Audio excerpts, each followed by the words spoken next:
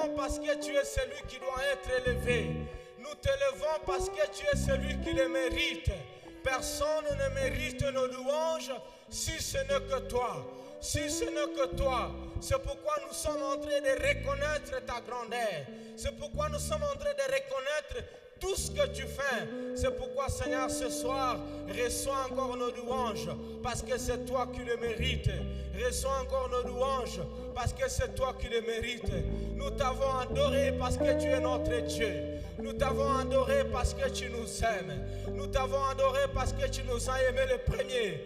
Nous t'avons adoré parce que de loin tu nous as retirés. Du péché tu nous as retirés. Et aujourd'hui nous sommes tes fils et tes filles par grâce. C'est pourquoi nous sommes reconnaissants et nous t'adorons à jamais. Et nous t'adorerons à jamais parce que tu es notre Dieu et que tu règnes à jamais et que ton règne n'a pas de fin. C'est pourquoi nous sommes en train de t'adorer ce soir.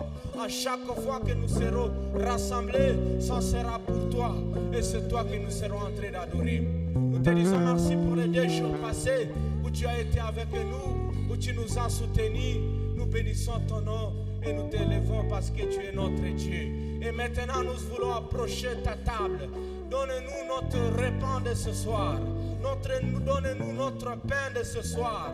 Parce que nous sommes là pour toi. Parce que nous te voulons. Et nous voulons que tu marches avec nous. Nous te disons ainsi que nous venons de te louer et de t'adorer. Espérant que tu nous as écoutés. Nous ajoutons des acclamations, des élévations. Parce que c'est toi qui dois être élevé. Parce que c'est toi qui dois être adoré. Parce que c'est toi. C'est toi. C'est toi. Shalom encore, peuple de Dieu. Shalom. Nous disons merci à notre Dieu, lui qui marche avec nous pendant ce programme de 15 jours de jeûne et prière. Tunashukuru Mungu ambaye anatembea nasi katika programu hii ya siku 15 ya maombi. Ce programme que nous avons dénommé Mamlaka 2024. Programu ambayo tumeitaja Mamlaka 2024. Qui signifie pouvoir. Ambayo inasema uwezo au mamlaka. Qui signifie domination. Ambayo inasema kutawala. Et cette domination que nous allons retrouver chez notre Dieu. Na utawala huu tunaupata kwa Bwana wetu. C'est pourquoi nous vous disons merci d'avoir été là. Ndio maana tunasema asante kwa ujio wenu. Pour ce soir. Kwa jioni ya leo. Afin de continuer ce programme. Ili tuendeleshe mafundisho yetu. En ceux qui sont en présentiel. Kwa watu wanaotufuata hapa. Qui nous suivent à la radio. Na wale wanaotufuata kwenye radio. Qui nous suivent sur notre chaîne YouTube. Wanaotufuata pia kwenye YouTube. Nous disons que la grâce et la paix de notre Dieu soient avec nous tous dans le nom de Jésus-Christ. Nasi sote kwa jina la Yesu. Et que pendant ces 15 jours, il nous fasse du bien. Na kwa siku 15 hizi Bwana tutendee mema. Et si tu le crois, tu vas acclamer. Na kama unaamini utashangilia Bwana. Parce qu'il est fidèle. Kwa sababu yeye ni mwaminifu. Et il le fera. Na atafanya hii. Aide-moi à saluer ton voisin, ta voisine. Kusalimu jirani yako. En lui disant bienvenue pour ce programme.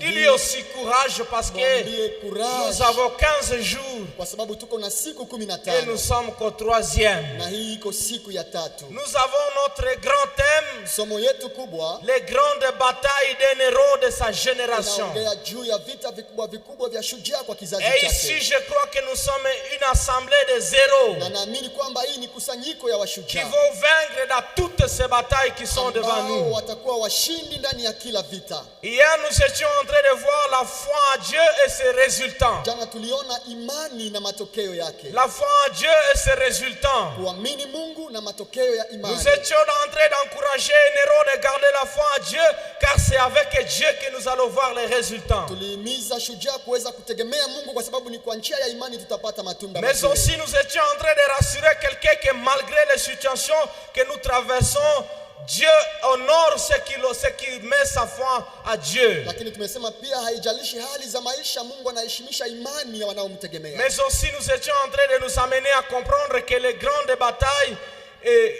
ont besoin de la foi, car la foi est un élément essentiel dans de grandes batailles. Tumesema pia kwamba imani inahitajika wakati unafanya vita vikubwa. Et en définissant la foi, nous étions en train de dire que la Bible nous dit que la foi c'est une façon de posséder ce qu'on espère. Tumesema kwamba imani ni namna ya kupokea kile ambacho unatumainia. Et que c'est un moyen d'être sûr des réalités qu'on ne voit pas. Ni njia ya kuwa na ujasiri ya vitu ambavyo hujaviona bado. Et nous avions dit gloire à Dieu parce qu'il n'a pas pris le risque de nous laisser définir la foi. Tumetukuza Mungu kwa sababu yeye ndiye hakutuachia kutoa maana ya imani, ni yeye mwenyewe Parce ametupatia. que cette définition est au-delà des réalités humaines. Unajua hii maana ya imani iko juu ya akili ya kimtu. Et nous avons vu 3 jeunes gens qui ont honoré Dieu, qui ont mis leur foi en Dieu et Dieu les a honorés. Tumeona vijana watatu ambao waliweza kuheshimisha Mungu na Mungu aliwaheshimisha vile Meshach, vile. Shadrach, Abednego. Meshach, Shadrach na Abednego. Ils ont honoré Dieu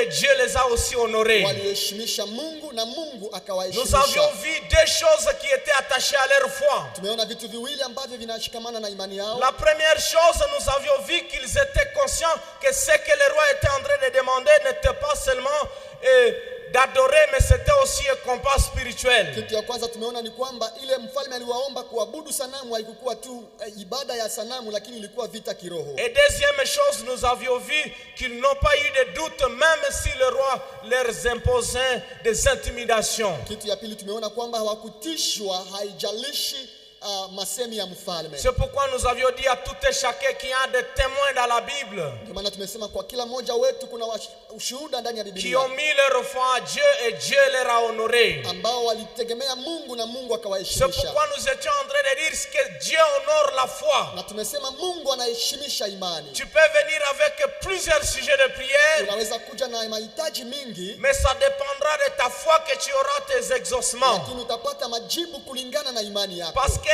Abraham a dit Dieu Kwa pourvoira, sababu Ibrahimu alisema Mungu atajijalia et mwenyewe. Dieu a fait exactement ce qu'il était en train de déclarer de sa Mungu bouche. alitenda kulingana na gisi Abrahamu alisema. Nous avons vu la femme à la perte du sang Tuliona mwanamke ambaye alivuja damu, qui se dit si je touche seulement son habit, alisema nikigusa tu pindo Je ya vazi serai la guéri. Yesu hakika nitapona. et c'est la même chose qui s'est passée lorsqu'elle a appliqué sa Na foi. hii ilitokea wakati alitendesha imani yake. Nous avions vu Moïse qui a déclaré ces Égyptiens que vous voyez, vous ne le verrez plus jamais. Tumeona Musa akisema Wamisri mnaowaona Et hamtawaona c'est ce tena. qui s'est passé exactement. Na ilitendeka vile kulingana na maneno ya Nous Musa. avions vu Anne demander à Dieu un enfant. Tumeona Ana akiomba Et c'est Mungu ce qui mtoto s'est passé na exactement. ilifanyika vivyo hivyo. Nous avons vu Job s'attacher à Dieu malgré tout ce qu'il traversait. Tumeona Yubu akitembea na Et Mungu Dieu haijalishi lui a mateso rendu le yote, double de ce qu'il avait na perdu. Mungu alimrudishia mara mbili ili Juste aliyopoteza. rassurer à quelqu'un que Dieu honore la foi des gens qui mettent leur confiance à lui. Jua kwamba Mungu anaheshimisha imani ya wanaomtegemea. C'est pourquoi nous avions dit que Dieu nous demande des choses. Ndio maana tulisema Mungu anatuomba vitu viwili. Selon Hébreux 11:6, Ndani ya Waebrania 11 shairi ya il nous 6 dit que ceux qui vont mettre sa foi à lui, anasema watakao mtegemea il faut qu'ils croient que Dieu existe. ni lazima waamini kwanza kwamba yeye iko, Et la deuxième chose, na kitu cha pili qu'ils croient qu'il est le rémunérateur de ceux qui le cherchent. waamini kwamba Mungu ndiye analipa watu Et wanaomtafuta. 1 Jean chapitre 5:4 était en train de nous Na dire Yohane wa kwanza 5 shairi ya 4 Biblia que ceux inatuambia qui sont nés de Dieu, c'est ceux qui triomphent dans ce ya monde. kwamba ni wanaozaliwa na Mungu ndio wanashinda dunia. Et il ajoute, il dit, c'est la foi qui triomphe dans ce monde. Na anasema tunashinda dunia kwa njia ya imani yetu. C'est ça que nous avions vu hier. Ni ile tuliweza kuona jana. Et aujourd'hui, nous voulons voir le sous-thème, Na kwa leo tunatafuta ona somo ingine, les bases de l'attachement à Dieu. misingi ya kuambatana na Et Bwana. avant de nous mettre, nous allons lire ces 2 passages. Mbele tukae tutaweza kusoma maandiko mawili. Jean chapitre 15, Yohane 15 le verset 3 au 7e. shairi ya 3 hadi ya 7. J'utilise la version, la parole vivante, Tutasoma ndani ya tafsiri parole vivante. et nous lisons dans le nom de Jésus-Christ. Amen. Jean chapitre 15, Yohane 15 3, 7, la Bible nous dit ce qui suit. Biblia inasema hivi: Les paroles que je vous ai dites, vous ont déjà taillé. Ninyi mmekwisha kuwa safi kwa kuwa mmesikia maneno niliyowaambia. Restez attachés à moi comme moi je reste attaché à vous. Mkae ndani yangu nami nitakaa ndani yenu. Une branche ne peut pas donner de fruits toute seule. Tawi haliwezi kuzaa matunda lisipokaa ndani ya Elle mzabibu. doit rester sur la vigne de la même façon. Vous ne pouvez pas donner le fruit Vivyo hivyo ninyi hamwezi kuzaa matunda msipokaa ndani si yangu. vous ne restez pas attaché à moi. Msipokaa ndani yangu hamwezi Je kuzaa. suis la vigne, vous êtes le branche. Mimi ni mzabibu nanyi ni matawi. Si quelqu'un reste attaché à moi, Anayekaa ndani yangu comme moi je suis attaché à lui, il donnera beaucoup de fruits. na mimi ndani yake atazaa matunda mengi. En effet, sans moi, vous ne pouvez rien Kwa faire. sababu pasipo mimi hamwezi kufanya kitu. Celui qui ne reste pas attaché à moi, Kama msipokaa ndani yangu, on le jette dehors. yeye ni kama tawi linalotupwa na Comme kukauka. les branches, alors les branches deviennent sèches et on les ramasse et on les jette dans le feu. Linatupwa kwenye moto Et elles brûlent. na linateketea. Si vous restez attaché à moi, Kama mkikaa ndani yangu et si mes paroles restent à vous, na maneno yangu yanakaa ndani yenu, demandez ce que vous voulez mtaomba chochote mnachotaka et vous l'aurez. nanyi mtakipewa. Notre deuxième texte, c'est dans Job chapitre 22, le verset 21. Usomi wetu wa pili ndani ya Yobu 22, shairi ya 21. Job chapitre 22, le verset 21, la Bible nous dit ce qui suit. Inaandikwa ifuatayo: Attache-toi à Dieu, attache-toi donc à Dieu, utembee na Mungu et tu auras la paix, na utakuwa na amani, et tu giras ici du bonheur. na kwa hiyo mazuri C'est yatakufikia. la parole de Dieu. Nous Ni pouvons neno la acclamer Bwana, cette parole tunaweza pendant que nous serons en train de nous mettre. na kuweza kukaa.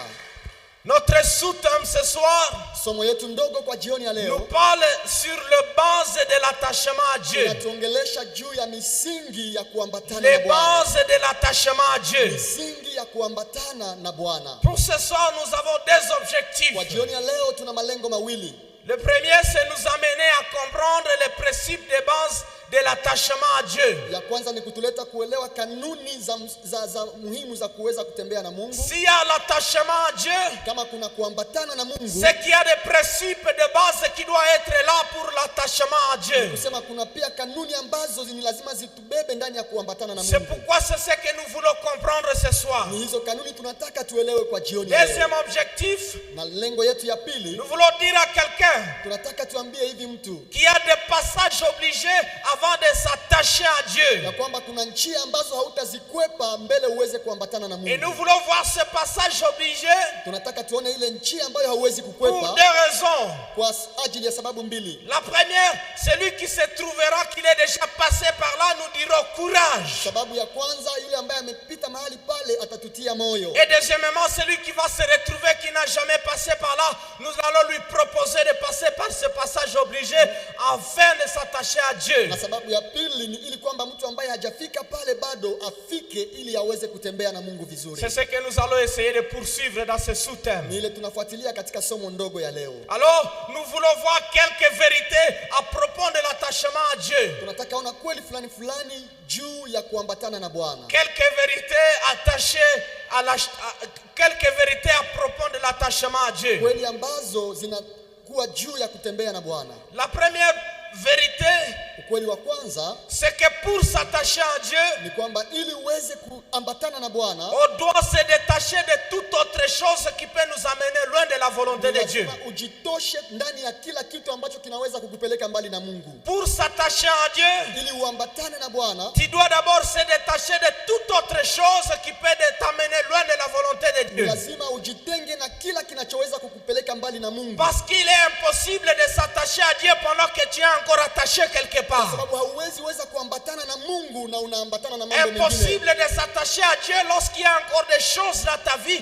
qui t'occupent plus que Dieu. Hauwezi weza kuambatana na Mungu wakati una vitu ambavyo vinachukua muda kwako kuliko kuipatia C'est Mungu. pourquoi Matthieu 6, 24, la Bible nous dit ce qui suit. Ndio maana Mathayo 6:24 Biblia inasema Nul ne peut servir deux maîtres, mtu hawezi kutumikia bwana wawili, car ou il ira l'un et il aimera l'autre, kwa sababu atampenda mmoja na atachukia ou mwingine, mwingine, il s'attachera à l'un et il méprisera l'autre. ataambatana na mmoja na kumkana mwingine. Si tu n'es pas attaché à Dieu, Kama hauambatane na c'est Mungu, que tu haïs Dieu.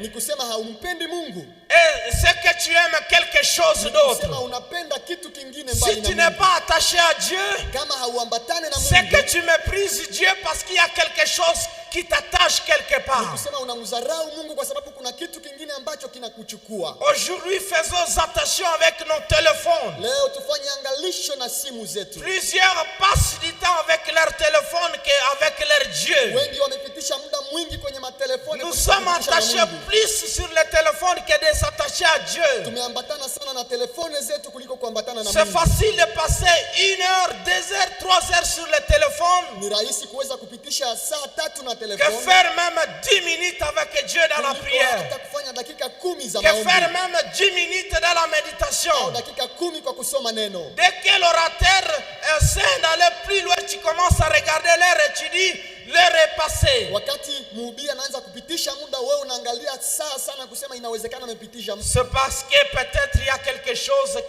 qui t'attache quelque part et tu ne sauras pas s'attacher à Dieu. Kwa sababu kuna kitu ambacho kinakuchukua na hautaweza kuambatana C'est vizuri na que Mungu. la première vérité, retenez que pour s'attacher à Dieu, on doit accepter de se détacher de toute autre chose qui peut nous amener loin de la volonté de Kwa Dieu. hivyo jua ukweli huu wa kwanza ni kwamba ili tuambatane na Mungu ni lazima tutengane na inayotupeleka mbali na yeye. La deuxième vérité à propos de l'attachement à Dieu, Ukweli wa pili juu ya kuambatana na Mungu c'est que l'attachement à Dieu vient après la reconnaissance de ses péchés, ni kwamba kuambatana na Mungu inatokea kiisha mtu kujitambua mwenye dhambi, la reconnaissance de ses faiblesses, kutambua madhaifu yako, pour ceux qui parce que c'est ça qui va nous amener à la réconciliation avec kwa Dieu. sababu ni itatuleta kuweza kutafuta amani pamoja na Tu Mungu. ne sauras jamais s'attacher à Dieu si tu n'arrives pas à reconnaître tes péchés et tes faiblesses. Hautaweza kuambatana na Mungu kama haujue dhambi zako na madhaifu C'est yako. quand tu reconnaîtras tes faiblesses et tes péchés, c'est ce qui t'amènera à chercher la réconciliation avec Ni Dieu. wakati utajua dhambi zako na madhaifu yako, utatafuta kutengeneza amani pamoja na Mungu. Plusieurs sont à l'église et ils sont encore dans les péchés parce qu'ils n'ont jamais reconnu qu'ils sont pécheurs et qu'ils ont de faiblesses. Wengi wako kanisani na wanaishi ndani ya dhambi kwa sababu hawatambue dhambi zao na madhaifu Et yao. je vous assure qu'ils n'expérimenteront jamais l'attachement avec Dieu. Na watu hawa hawawezi kuishi ile kuambatana na Mungu. Dans Luc 15, 18 à 21, nous trouvons un jeune héros comme nous. Ndani ya Luka 15 shairi ya 11 tunakuta shujaa Il pale. s'était perdu, mais il s'est reconnu pécheur. Alipotea lakini alijitambua kwamba yeye ni mwenye dhambi. Un jour, il vient vers son père, il lui dit, papa, j'aimerais que tu me donnes la part de mes biens qui me revient parce que j'aimerais être autonome. Siku moja alikuja kwenye baba yake na kusema nipatie sehemu ya mali yangu, nataka nijiendee. Et son père lui a donné une part qui lui revenait. Na baba yake akampatia urithi ambao ulikuwa wake. Mais la Bible dit qu'il est allé loin de son Biblia pays. inasema huyu kijana alienda mbali na baba Mais yake. malheureusement, là où il était, Kule alienda mbali na nchi il a yake. dissipé tout son argent dans la débauche. Aliharibu mali zake zote ndani ya uasherati. Mais gloire à Dieu parce qu'il a reconnu et il a reconnu ses péchés et ses faiblesses. Mungu asifiwe kwa sababu huyu kijana alitambua dhambi zake na La Bible madhaifu nous dit zake. pendant qu'il était lent dans les péchés, Biblia inasema wakati alikuwa kule kwenye il dhambi, s'est dit à lui-même, alijisemesha ndani yake, j'irai vers mon Père, nitaenda kwenye baba, je lui dirai, nitamwambia j'ai péché contre Dieu mais j'ai péché aussi contre toi. nimemkosea Mungu, nimekukosea wewe vile Et vile, j'irai demander pardon. na nitaenda kuomba msamaha. Et à partir de là, nous voyons que quand il a pris la décision maintenant d'aller, Na tunaona kwamba wakati alikamata maamuzi ya son kuenda, père l'a accueilli, baba yake il alimpokea l'a embrassé avec joie na aliweza kumkumbatia na furaha, parce que c'est ce qu'il attendait de kwa lui. sababu ni ile alingojea kutoka C'est kwake. pourquoi je suis en train de dire, Ndio maana niko naambia mtu l'attachement à Dieu kuambatana na Mungu vient après la reconnaissance de ses péchés, inakuja kisha kujitambua de kwanza mwenye ses dhambi, faiblesses, kisha kutambua madhaifu parce yako, que c'est ça qui nous amène à chercher la réconciliation avec kwa Dieu. sababu ni ile itatuleta kutafuta amani pamoja La Bible nous montre que ce fils qui a reconnu ses péchés, Biblia inatuonyesha kwamba huyu kijana quand aliyetambua il dhambi est allé zake, vers son père, wakati alikuja mbele ya baba, il nous a montré qu'il y a quelque chose qui devait commencer l'attachement. alituonesha kwamba ni pale ndiko kuna njia maambatano na Mungu. Si tu es là, tu es loin du Père. Kama uko pale, uko mbali na baba wa mbinguni, Reconnais tes péchés, reconnais tes faiblesses. lazima ujitambue mwenye dhambi, utambue madhaifu Parce yako, que c'est là où commencera l'attachement avec Dieu. kwa sababu ile ndiyo mwanzo msingi ya kuambatana na Troisième Bwana. vérité à propos de l'attachement avec Dieu, Na ukweli wa tatu juu ya kuambatana na Mungu c'est qu'on ne peut pas être attaché à Dieu et rester le même.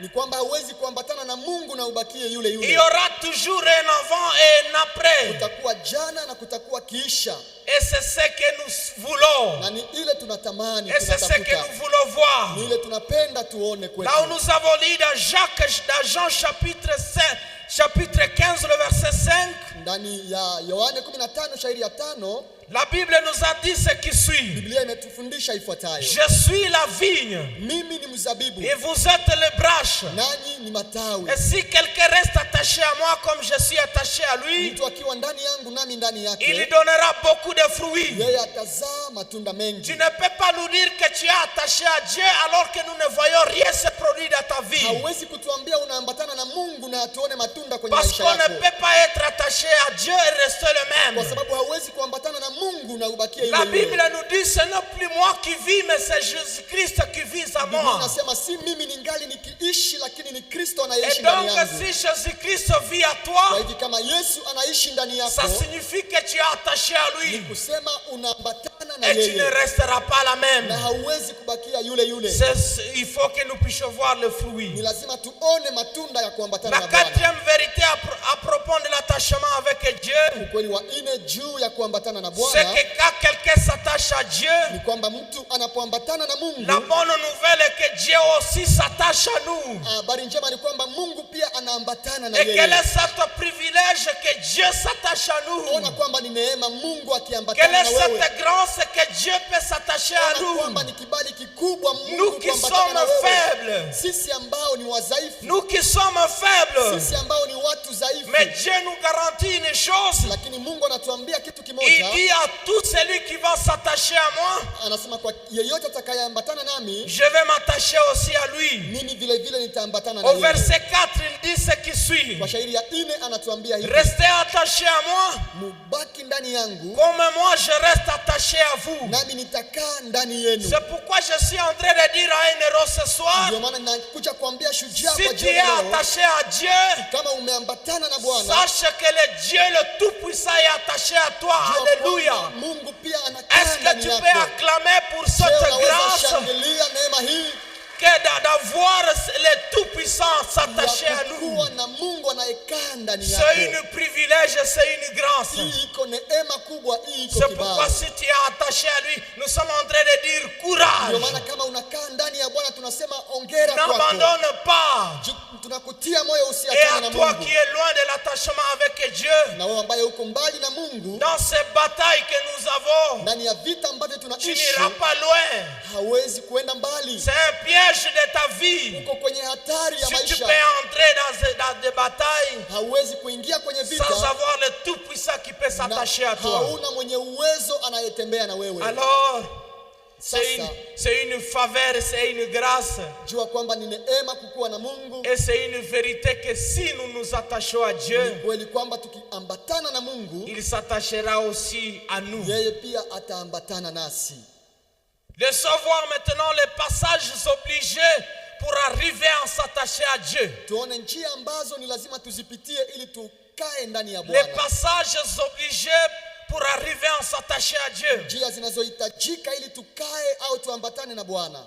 Le premier, c'est que Ya kwanza ni kwamba la repentance sincère nous mène vers l'attachement avec Dieu. toba ya kweli inatuleta kuambatana na Bwana. La repentance sincère nous amène vers l'attachement avec Dieu. Kuweza kutubu ya kweli itatuleta kuweza kukaa ndani ya Bwana. Romains chapitre 3, le verset 23, la Bible nous dit ce qui suit. Waroma 3:23 Biblia inatuambia hivi: Tous ont péché et ont été privés de la gloire de Dieu. wote walifanya dhambi na wakapungukiwa na utukufu wa Et Mungu. donc la repentance Kwa hivi toba nous amène à se réconcilier avec Dieu afin de s'attacher à Dieu. inatuleta kutafuta amani na Mungu na kuweza kukaa ndani yake. C'est le passage obligé où tout le monde qui veut s'attacher à Dieu doit passer par là. Ni njia ambayo kila mtu anayetafuta kukaa ndani ya Bwana ni lazima Tu apitie. ne sauras pas s'attacher à Dieu si tu as encore des péchés chéris que tu ne veux pas confesser. Hauwezi kukaa ndani ya Yesu au ndani ya Bwana kama uko na dhambi ambazo hutaki Parce que kuachana nous nazo. avons vu qu'on ne peut pas servir deux maîtres. Kwa sababu tumeona kwamba hauwezi kutumikia Bwana Si tu wawili. n'arrives pas à s'attacher à Dieu,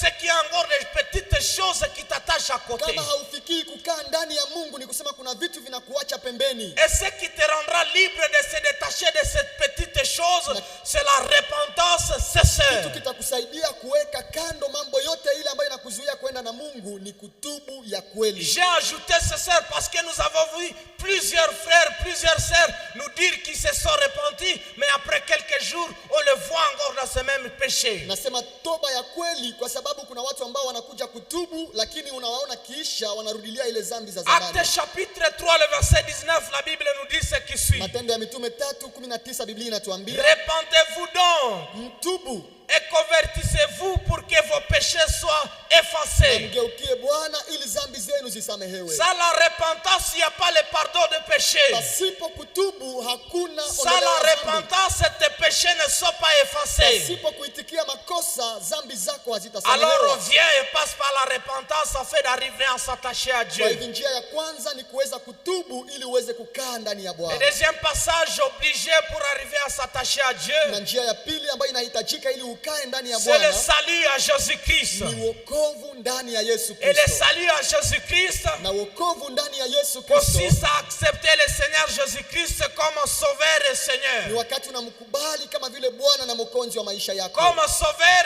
Unamkubali kama vile croire mwokozi, que sans lui, il n'y a pas le salut. ni kujua kwamba pasipo Yesu hakuna wokovu. Comme sauveur, Kama vile mwokozi c'est croire qu'à lui seul qui est le ni salut. kuamini kwamba yeye pekee ndiye analeta wokovu. Et croire à lui comme le Seigneur, Na kumwamini kama vile c'est Bwana accepter de marcher comme il ni veut. kukubali kutembea chini ya C'est maongozi yake. accepter de marcher comme il veut. Kukubali kutembea gisi yeye Alors le anavyotaka. deuxième passage obligé pour arriver à s'attacher à Dieu, Kwa hivyo njia ya pili ambayo inahitajika ili uweze kuambatana na Bwana c'est le salut à Jésus-Christ. kupata wokovu katika Yesu Là où Kristo. nous avons lu dans Jean chapitre 15, le verset 5, Ndani ya Yohane 15 shairi ya 5 Jésus est en train de s'identifier comme une vigne. Yesu anajionyesha kama vile mzabibu Et il dit, nous sommes de branches. na anasema kwamba sisi ni matawi juu Je vous dis yake. vrai, si vous êtes une branche d'une vigne, Na kuambia kweli, ukiwa matawi juu ya vous ne mzabibu pouvez pas produire d'autres fruits. hauwezi kuzaa matunda Et mengine, c'est impossible de s'attacher à une vigne na hauwezi kuwa juu ya si vous mzabibu n'êtes pas une branche de la na vigne. kama hauko tawi ya ile Parce mzabibu, que la Bible dit, kwa sababu Biblia on les inatuambia reconnaîtra par leurs fruits. tutawatambua kwa Est-ce que matunda les yao. fruits qui sont manifestés dans ta vie sont les fruits qui ont une même identité avec l'arbre qui est Jésus, qui est une vigne? Matunda ambayo unaonesha ndani ya maisha yako ni matunda ambayo inatoka kwa Yesu Kristo ambaye ni mzabibu wa Parce kweli. que si tu es une branche des avocatiers, jamais tu ne sauras pas s'attacher à une vigne. Kwa sababu kama wewe uko ile tawi ya avoka hauwezi kuwa tawi juu ya Si tu mzabibu. es une branche de la mangue, c'est impossible que tu t'attaches à une vigne. Ukikuwa tawi ya hembe hawawezi kusema kwamba uko tawi ya Pour que mzabibu. tu t'attaches à une vigne, il faut que tu sois d'abord à la nature de la Ili vigne. uweze kuwa tawi juu ya mzabibu ni lazima ikuwe asili yako kuwa Alors mzabibu. ce qui nous donne cette identité de la vigne, c'est le salut à Na ile Jésus-Christ. inayotupatia asili ya mzabibu ni wokovu Parce ndani ya qu'il Yesu. dit à ceux qui sont cris, à ceux qui ont crié à lui, à ceux qui ont accepté, il leur a donné le pouvoir de devenir enfants Kwa de sababu Dieu. Biblia inatuambia kwa wote waliomkubali, walioamini katika yeye amewapa Et uwezo wa c'est kuwa là que watoto wa nous Mungu. retrouvons son identité. Na ni pale ndiko tunapata Quand anwani yetu. nous devenons ses enfants, Wakati tunakuwa watoto ça wake, signifie que nous venons de naître comme ni lui. kusema tumezaliwa kama Ça yeye. signifie que nous venons de prendre son identité. Kamata anwani Et yake. c'est là que nous serons des branches, Ni pale ndiko tutaweza kuwa mais pas matawi, n'importe lesquelles, mais les branches branches de la vigne. hapana matawi ya burebure, lakini matawi iliyo kwenye Parce que mzabibu. c'est ce qu'il dit. Kwa sababu ni ile ndiyo Il anatangaza. dit, je suis une vigne Anasema mimi ni et mzabibu vous êtes le na branche. ninyi mko Et matawi. nous devenons le branche sur cette vigne Nasi tunakuwa matawi juu ya mzabibu lorsque nous prenons son identité en passant par le salut à tunapitia Jésus-Christ. wokovu kwa Yesu Kristo, tunakamata anwani yake. C'est ça, et ça c'est le deuxième passage obligé. Hii ni njia ya pili ambayo inahitajika. Romains chapitre 6, le verset 23. Waroma 6:23. Souvent nous proclamons la première partie de ce verset et nous oublions la deuxième. Inatufikia kusema tu neno masemi ya kwanza ya hii shairi na tunaacha ya pili. La Bible dit car le salaire du péché c'est la mort. Biblia inasema kwa maana mshahara wa dhambi ni kifo. Plusieurs fois nous nous arrêtons par là. Inatufikia kuishia pale. Et moi c'est la suite qui m'intéresse. Lakini nafurahia ile inayofuata pale. Parce que la Bible dit ceci. Maana Biblia inaendelea kusema hivi. Le don gratuit de Dieu c'est la vie Lakini éternelle. zawadi Mungu anayotoa ni uzima wa milele. Et cette vie nous la trouvons à Jésus-Christ Na notre Seigneur. tunaipata kwa kuungana na Yesu Kristo Pour Bwana wetu. avoir l'identité de la vigne, c'est gratuit. Ili upate anwani ya mzabibu ni kwa bure. Ce péché-là qui te retient t'amène à la mort. Ile dhambi ambayo unabaki nayo itakupeleka kwa Mais le kifo. don gratuit de Dieu, c'est de te donner la vie gratuitement. Lakini zawadi ambayo Mungu anakupa kwa bure Et ni c'est quand tu uzima wa as milele. cette vie, c'est là que tu t'attaches à lui. Unakuwa na ile uzima, ndiko utaweza kuungana na yeye. Et donc, quand nous sommes en train de prêcher aux gens, ne nous arrêtons pas seulement à dire le salaire du péché c'est la mort. Kwa hivyo tukihubiri watu tusiishie kusema tu mshahara ya dhambi ni Ayons mauti. aussi le courage de finir le verset, car c'est là où il y a le salut de plusieurs. Kwa sababu ni lazima tuweze kuwa namaliza hii shairi pale kuna fichama wokovu ya walio wengi. Quand on s'arrête seulement à la première partie, c'est comme si on est en train de faire peur à ceux qui sont dans le péché et on ne leur donne pas la solution. Wakati tunasema hii sehemu ya kwanza tu ni kuogopesha wanaokuwa ndani ya dhambi, lakini hatuwapatie La suluhisho. solution se cache dans ce même verset. Suluhisho ni ndani ya hii shairi. Parce que le don gratuit de Dieu, Kwa maana zawadi ambayo Mungu anatupa c'est la kwa vie bure éternelle à Jésus-Christ notre Seigneur. uzima wa milele katika Yesu Kristo Bwana wetu. Aide-moi à dire à celui qui est à tes côtés, Nisaidie kuambia jirani yako, mais le don gratuit de Dieu, c'est la vie éternelle. zawadi ya Mungu ni uzima wa milele. Parce que je suis sûr que tous nous connaissons le début Kwa sababu najua sote tunajua hii masemi ya qui kwanza dit car le salaire du péché c'est la mort. ambayo inatuambia mshahara wa dhambi ni mauti. Mais dis-lui encore Lakini umwambie tena, que le don gratuit de Dieu c'est la ambia vie jirani éternelle. yako, zawadi ya Mungu ni uzima wa Et milele. c'est quand on passe par ici qu'on arrive à s'attacher Ni à lui. wakati unaweza kupitia pale utaweza kuungana kweli na À Bwana. toi qui es attaché à lui, je le répète encore, courage. Wewe ambaye umeambatana na Bwana na kuhimiza na kutia moyo À uendelee. toi qui n'as jamais passé par ici, ne marche pas avec nous dans ces batailles, dans ces grandes batailles, sans avoir passé par ici parce que tu es en danger. Wewe ambaye haujafika mahali hapa, ni lazima uweze usibakie kule mzambi, maana vita vinakuweka kwenye hatari. Nous avions dit de ne pas sous-estimer l'ennemi. Tumesema pale mbeleni kwamba usimdharau adui. Christ nous a donné le pouvoir de dominer sur les serpents et les scorpions Yesu Kristo ametupa mamlaka ya kutawala nyoka na nge et toute la puissance de na l'ennemi. juu ya uwezo wote wa L'ennemi adui. a aussi une puissance. Jua kwamba adui pia iko na Si uwezo. te permet d'entrer dans ces batailles sans passer par ici, Ukipigana na shetani na haujapitia alors njia tu ya n'es pas wokovu, concerné de ce pouvoir qui nous a été légué par Jésus-Christ. hautaweza kutumia ile uwezo ambao Yesu amekupatia.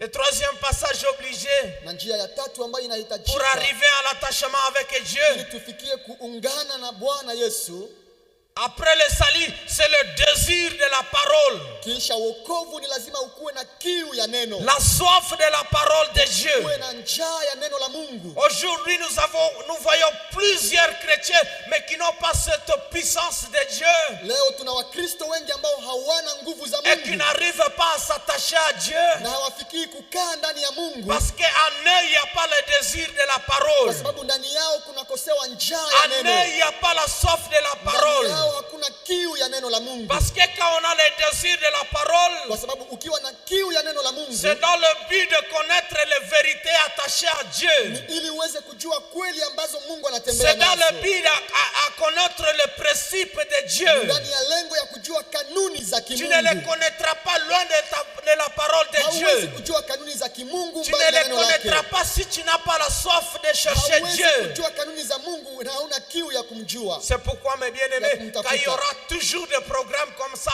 si tu as le temps, ne ratez jamais. Ndio maana wakati kuna mikusanyiko kama hii, ukiwa na muda tafadhali usikose. Pas seulement dans des assemblées comme ça, mais même quand tu es seul, cherche Dieu, cherche à connaître sa parole. Hapana tu kwa saa za mikutano, lakini ukiwa hata peke yako tafuta kujua neno Parce lake. qu'il y a c'est dans sa parole où il y a les solutions et les clés sur tous les combats, toutes les batailles que nous aurons. Maana ni katika neno la Mungu kuna funguo na ushindi kwa vita vyote Et tutakavyokutana. comment tu les aurais si tu n'as pas la soif à Dieu? Basi utapata funguo wapi na majibu wapi kama hauna kiu kwa Mungu? Alors, le troisième passage obligé Na njia ya ine ambayo inahitajika pour arriver à s'attacher à Dieu, ili tuweze kuungana na Mungu. c'est le désir de la parole.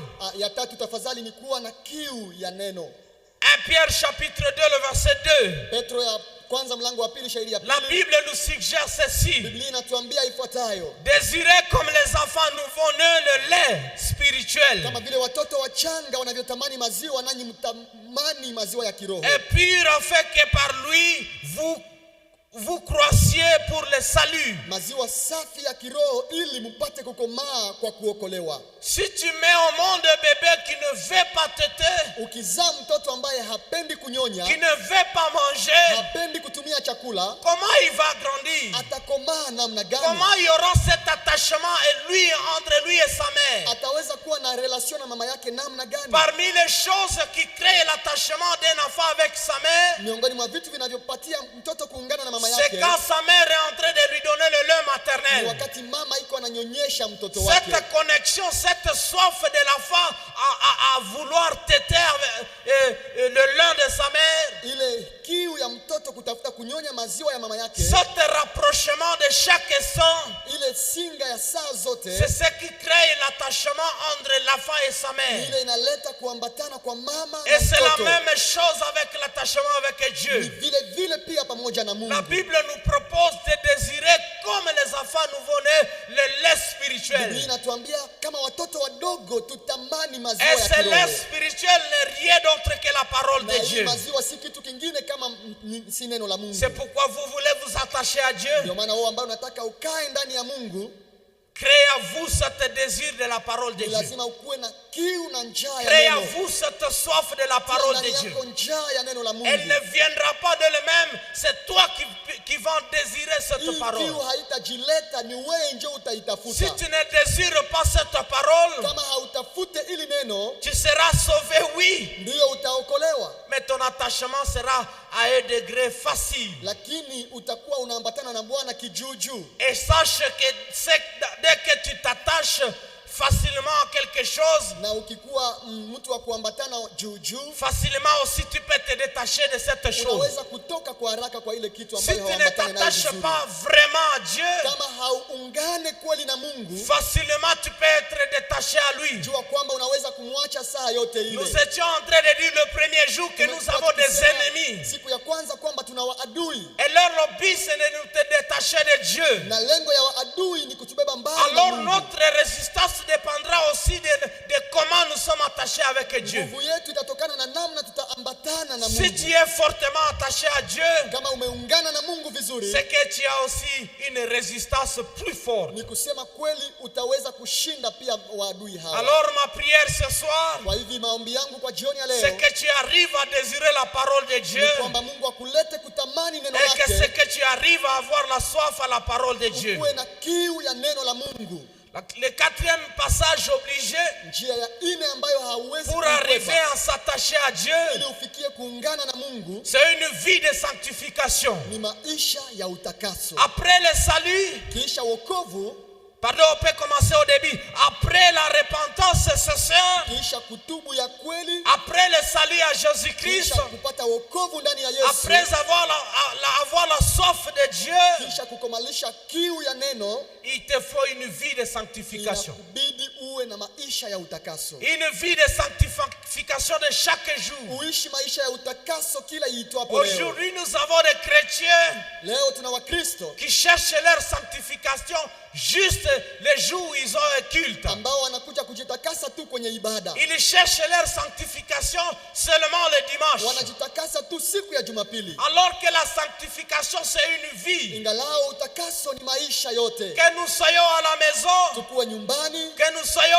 au boulot, tukuwe kwenye kazi, que nous soyons à l'école, tukuwe kwenye masomo. cherche une vie de sanctification. Tutafute maisha ya utakaso. Une vie de sanctification, c'est une vie où on se met à part. Maisha ya utakaso ni kujiweka kando. Une vie de sanctification, c'est une vie où on s'abandonne tout à Dieu. Maisha ya utakaso ni kujiachililia kwa Mungu. C'est une vie où on cherche seulement la volonté de Dieu. Unatafuta tu mapenzi ya Mungu. Alors si tu veux l'attachement avec Kwa hivyo Dieu, ukitaka kuungana na Mungu, alors cherche une vie de sanctification. tafuta maisha au ishi utakaso. Mais bien aimé, la sanctification a trois dimensions. Wapendwa, utakaso una ngazi La tatu. première dimension, nous sommes sanctifiés lorsque nous acceptons le Seigneur Jésus-Christ comme Sauveur et Seigneur. Ngazi ya kwanza ni wakati tunakubali Yesu Kristo kama vile Bwana na Mwokozi wa Il maisha nous yetu. sanctifie Yeye par anatutakasa, sa parole. anatutakasa kwa neno lake. C'est ce que Jean, là où nous avons lu, nous dit. Ni ile neno inatuambia Que katika des gens Yohane nous sommes sanctifiés par sa ya parole. kwamba tumewekwa safi kwa njia ya neno la Mungu. Ça, c'est la première dimension de la Hii sanctification. iko ngazi ya kwanza ya Mais la utakaso. deuxième dimension de la sanctification, Lakini ngazi ya pili c'est la sanctification pratique. ni kuweza kuishi sasa ile C'est celle utakaso. que nous recherchons chaque jour. Ni lazima tutafute ile kila Chaque siku. matin, tu te réveilles, tu te dis, Seigneur,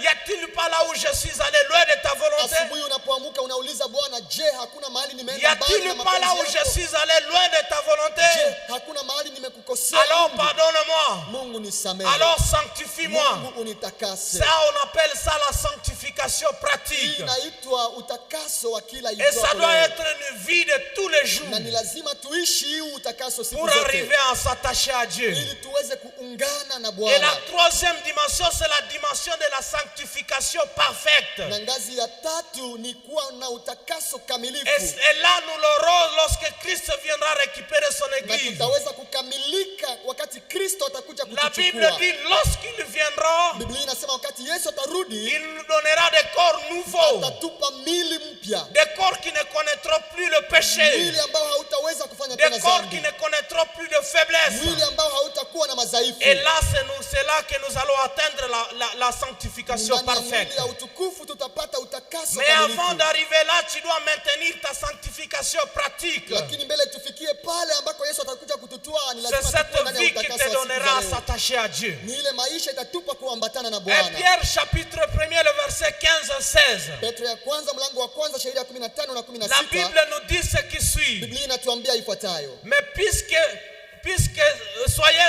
puisque celui qui vous a appelé est saint, na sawa vile Mungu aliyewaita ni mtakatifu, vous aussi soyez saints. ninyi vile vile mnapaswa kuwa watakatifu Et cela dans toute votre conduite. katika mwenendo wenu wote, Selon qu'il est écrit, kwa maana maandiko matakatifu yanasema vous serez saints car je suis saint. muwe watakatifu kwa maana mimi ni Dieu mtakatifu. nous appelle à être comme lui. Mungu anatuita kumfanana Et yeye. ça sera possible Hii itawezekana lorsque nous aurons une vie de wakati sanctification. tutaishi maisha ya Et utakaso. cette vie de la sanctification Maisha haya ya va utakaso nous amener à s'attacher à Dieu. itatubeba kuambatana na Mungu, ndani ya kuambatana na Mungu. La dernière chose, Na kitu cha mwisho qui est le passage obligé ambayo ni njia ambayo hawezi dans les kukwepa bases de s'attacher à Dieu, katika misingi ambayo inatuleta kuambatana na Mungu c'est une vie de prière. ni kuwa na maisha ya maombi. Une vie de prière nous approche de Dieu. Maombi inatuzogesha karibu na Une Mungu. vie de prière nous attache de Dieu. Maisha ya maombi inatuzogesha karibu na Si Mungu. tu es chrétien et que la vie de prière n'est pas dans ta vie, Kama uko Mkristo na unakosa maombi, alors ton attachement avec Dieu ne sera pas intense. hautaweza kuambatana na Mungu vizuri, Car c'est dans la prière que nous nous approchons de Dieu kwa sababu ni ndani ya maombi tunamzogelea Mungu et nous lui parlons de ce qui sont à nous. na tunamuongelesha mambo yote ya maisha Et nous yetu, nous présentons tout ce dont nous avons besoin. tunamuonyesha mahitaji yetu yote. Mais j'aime aussi une deuxième partie de la prière, une deuxième dimension de la prière. Napenda pia ngazi ya pili ya maombi, C'est que ce n'est pas nous seulement qui parlons avec avec Dieu, ni kwamba sisi tu tunaongea na Mungu. dans la vraie intimité avec Dieu, Ndani ya urafiki wa nous kweli na devons Mungu, aussi apprendre à écouter ni Dieu. lazima tujifunze pia Parce kumsikiliza que Mungu. parfois nous venons et nous ne voulons même pas écouter Dieu. Nous voulons seulement présenter nos requêtes. Maana mara na mara tunakuja hatutaki kumsikiliza Mungu, tunapenda tumwambie tu mahitaji yetu. Sache que dans une amitié où on vient seulement pour te présenter quelque chose Jua ya kwamba wakati unakuja tu kwa kuleta et mahitaji que tu n'as pas le temps d'écouter l'autre, na haupendi kusikiliza yule ambaye unaletea cette mahitaji, amitié ne sera pas intense. ile urafiki haitadumu, Ce rapprochement ne sera pas intense. ile singa haitadumu C'est milele. pourquoi la vie de la prière, Ndio maana maisha ya maombi c'est aussi le moyen et le passage obligé pour nous rapprocher de Dieu. njia ambayo inatuzogesha karibu na Tu Mungu. veux l'attachement à Dieu, Unataka uambatane na Mungu, alors commence une vie de prière. anja maisha ya maombi, Parce que ça va te permettre de t'approcher de kwa maana Dieu hii itakuzogesha tena karibu et sana na lui il Mungu, s'approchera de toi. naye atakukaribia. Il dit approchez-vous de Anasema moi munikaribieni et je mimi, m'approcherai de nani vous. nitawakaribia ninyi. Et là nous le faisons, Na sisi tunafanya c'est hii quand nous sommes dans la ni prière. wakati tuko ndani ya maombi. C'est pourquoi parmi les passages obligés pour arriver à l'attachement avec Dieu, Ndio maana miongoni mwa njia ambazo zinatuleta kuungana na Mungu il y a la vie de prière. kuna maisha ya C'est maombi, ce que nous sommes en train de faire ici. na ni ile tuko tunafanya C'est ce que hapa, nous sommes en train de chercher ni ile ici. tunatafuta mahali Et hapa, comme c'est sa na promesse, kwa sababu ni ahadi que yake si nous allons nous approcher de lui, ya kwamba tukimkaribia il yeye va aussi s'approcher de nous. naye atatukaribia. Alors, Sasa courage, nawatia moyo, parce que nous allons continuer jusqu'à nos 15e kwa jours, sababu tutaenda mpaka siku jusqu'à 15, finir nos 15 jours, mpaka tumalize siku hizi parce que c'est 15, vrai, il va nous honorer. maana kweli Mungu atatuheshimisha. Alors, Amen. deux appels ce soir. Kwa hivi natoa mwito mbili jioni ya Au leo. premier, celui qui se sent qu'il est déjà passé par ce passage obligé. Kwa mtu wa kwanza ambaye amepitia njia hizi, Je le répète encore, na courage. kurudilia tena nasema kazana, Mais à endelea. toi qui n'es pas encore passé par ici, Lakini wewe ambaye bado haujaingia ne kwa njia continue hizi, pas avec nous dans ce programme, c'est que tu ne donnes pas ta vie à Jésus-Christ. usiendelee kufuata hii mkutano na hujapatia Parce Yesu qu'il dit, maisha, il est la vigne. maana yeye ni mzabibu. Tu ne sauras pas t'attacher à lui pendant qu'il y a encore des fruits contraires aux fruits que peut produire la vigne. Hautaweza kuambatana na Mungu na uko na matunda ambayo ni ya tofauti na yake. Ce péché-là que tu continues à t'attacher Ile dhambi ambayo unaendelea kukamatisha va t'amener loin. itakupeleka mbali, Aussi longtemps que na tu es Mungu. attaché là-bas, lakini ukibaki na ile tu ne dhambi sauras pas t'attacher à Dieu. hautaweza kumzogelea Mungu Ce vizuri. soir, si tu prends un engagement de te répandre sincèrement, Jioni ya leo ukikamata maamuzi ya kutubu ya kweli et si tu prends l'engagement d'accepter le salut à na Jésus-Christ kukubali wokovu ndani ya Yesu et Kristo commencer à désirer la parole de Dieu na kuanja kutamani neno la Mungu et avoir une vie de sanctification na kuwa na maisha ya et une utakaso vie de pia prière, maisha ya maombi, je t'assure que l'attachement de Dieu sera réel dans ta na vie. kuhakikishia kwamba kweli kuambatana na Mungu Et il nous itawezekana. promet une nouvelle chose, Anatuahidia maisha une bonne mapya, chose, anatuahidia mambo que mapya. si nous allons nous attacher à lui, Kama tutaambatana na yeye, il va aussi s'attacher à yeye nous. pia ataambatana nasi. Tiens-toi debout, nous allons prier parce que nous voulons finir. Simama, tutaweza kuomba maana tunakaribia Tiens-toi mwisho. debout parce que nous voulons prier. Simama tuweze kuomba Mungu. En même temps, tu es en train d'examiner ton cœur. Wakati unachunguza En roho même yako, temps, tu es en train d'examiner ton wakati utakuwa intérieur. huko unachunguza roho En yako, même temps, tu lui demandes des choses qui ne sont pas encore dans ta vie. ambia Mungu akupe vile ambavyo haujaviweza Si bado. tu es passé par la repentance sincère, c'est beau. Kama umeweza kutubu ya kweli ni Si vizuri. tu es passé par le salut en Jésus-Christ, c'est Kama beau. umeweza kujua wokovu ni kitu Mais si kizuri. le désir de la parole à toi est encore petite, Lakini demande kama- à Dieu de te donner cette soif. Haujakuwa na kiu ya neno, ambia Mungu akupe ile kiu ya Si une neno. vie de sanctification à toi est encore à une dimension où tu fais des péchés et puis tu viens, alors demande à Dieu de te donner et de t'aider dans cette vie de la Kama sanctification. haujaweza maisha ya utakaso huko kanisani na unakuwa ndani ya dhambi, ambia Mungu akuwezeshe. La kuishi vie de utakaso. sanctification, c'est une décision qu'on prend. Maisha ya utakaso ni maamuzi ambayo Ça ne unaweza viendra kukamata. pas de lui-même. Haiwezi kukuja Les yenyewe. tentations seront toujours là. Majaribu itakuwa ndani ya maisha Mais kila c'est siku. toi qui te décideras de dire, moi je ne ferai pas ça. lakini ni wewe utaamua kusema sitafanya hiki. Et si une vie de prière dans ta vie Na maombi au maisha ya maombi commençait à rétrograder, kama ilikuwa imeanza kufifia, ou si tu n'as pas encore cette vie, demande à Dieu de au t'aider. hauna ile maisha, ambia Mungu akusaidie. Job chapitre 22, 21, la Bible nous a dit ce qui suit. Yobu 22:21 Biblia imetuambia, attache-toi donc à Dieu, ambatana na Bwana et tu auras la paix, naye atakupa amani, et tu auras la joie. atakupa furaha. C'est dans l'attachement avec Dieu que nous aurons la paix. Ni ndani ya kuungana na Mungu tutapata amani. C'est dans l'attachement avec Dieu que nous aurons la Ni joie. ndani ya kuungana na Mungu tutapata furaha. Attache-toi donc à Dieu, Ungana na Bwana et tu auras la paix, naye atakupa amani, et tu auras la joie. atakupa furaha.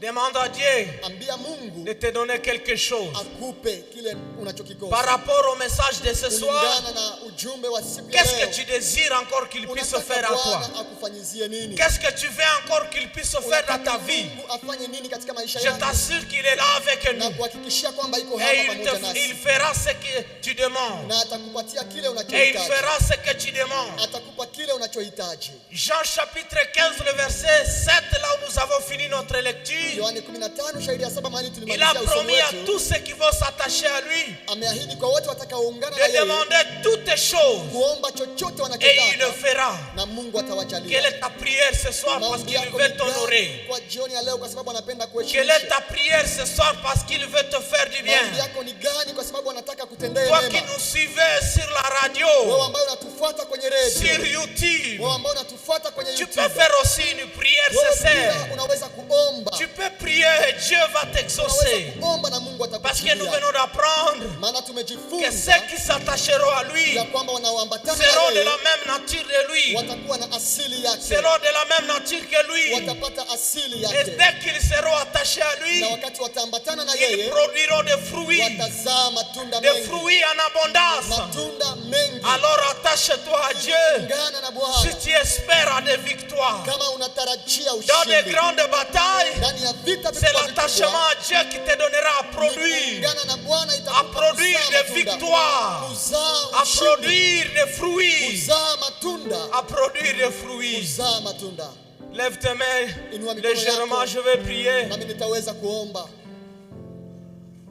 Merci Seigneur ce soir, Asante Bwana kwa jioni ya leo, parce que tu viens de parler avec quelqu'un. kwa sababu umeongea na mtu, Tu connais ce qui se passe en nous, unajua nini inafanyika ndani yetu, parce qu'on ne peut pas te tromper. kwa sababu hatuwezi Tu kukudanganya. nous connais, Unatujua, tu connais nos vies, unajua maisha tu yetu, connais tout ce que nous passons. unajua yote tunayofikiri. Alors Seigneur, Bwana, je t'en supplie, nakusihi ce bien-aimé, huyu ce mpendo, frère huyu ndugu qui est passé par la repentance ambaye sincère, amepitia toba qui ya est kweli, passé par le salut, ambaye amechua wokovu, donne-lui la soif de te connaître. aliye kiu ya Donne-lui kukujua, la soif de chercher ta kiu parole. ya kutafuta neno Parce que lako, c'est de cette kwa parole sababu ni neno que nous hili connaîtrons tes principes, litatupa kujua que kanuni zako, que nous connaîtrons tes vérités. litatupa kujua kweli zako. Accorde-lui cette soif. Jalie kiu Je te Bwana, la supplie. nakusihi. Accorde-lui une vie de Jalie maisha ya sanctification. utakaso, Parce que la Bible kwa dit, sababu Biblia sans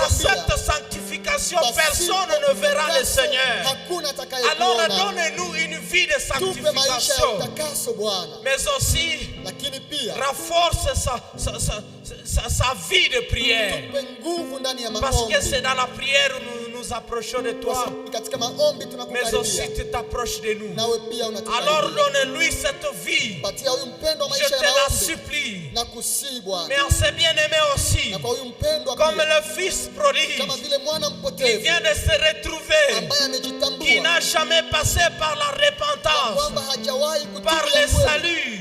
kufikia wokovu, Et c'est impossible pour désirer ta parole. na haiwezekani Et kuweza c'est kutamani impossible neno pour lako, une vie de sanctification. au kufikia kuishi maisha ya Et c'est utakaso, impossible pour une vie de prière. au kufikia maisha ya maombi. Seigneur, que ta grâce le retrouve. Bwana, neema yako Que ikutane na ta huyu grâce le mpendo, retrouve. neema yako ikutane Même ceux naye, qui nous suivent sur la hata radio, wanaotufuata que kwenye cette redio, même grâce vous localise. neema iweze kuwa Vous juu qui nous yao. suivez sur YouTube, Wewe unayetufuata que kwenye cette YouTube, même grâce vous neema localise hii iweze kukutana afin na de wewe, finir à s'attacher à ili Dieu. uweze kuungana kuungana na Mungu. Tu nous proposes de s'attacher à toi. Unatuomba tuungane na wewe Et Bwana. c'est alors que nous aurons la paix. Ni pale ndiko tutapata C'est amani. alors que nous aurons la joie. Ni pale ndiko tutapata Dans furaha. les combats de ce frère, Ndani ya vita ya huyu dans les mpendwa. combats de cette Ndani ya sœur vita ya huyu dada qui a décidé de s'attacher à ambaye toi, ameamua kuungana na wewe. donne-lui les victoires au nom de Jésus-Christ. Ushindi kwa jina la Yesu. Donne-lui la paix au nom de Mupe Jésus-Christ. amani kwa jina la Yesu. Donne-lui la joie au nom de Mupe furaha kwa Jésus-Christ. jina la Et Yesu. si tu le crois, tu vas Na acclamer. kama unaamini hii utaweza Acclamer la kushangilia. présence de Dieu. Utashangilia Parce qu'il est uwepo wa avec Bwana. nous. Maana iko hapa Et nasi il est en train de nous faire du na iko bien. anatutendea mema. Que Dieu bénisse sa Na parole. Mungu abariki neno Et on lake se retrouve demain. na tutaonana tena kesho.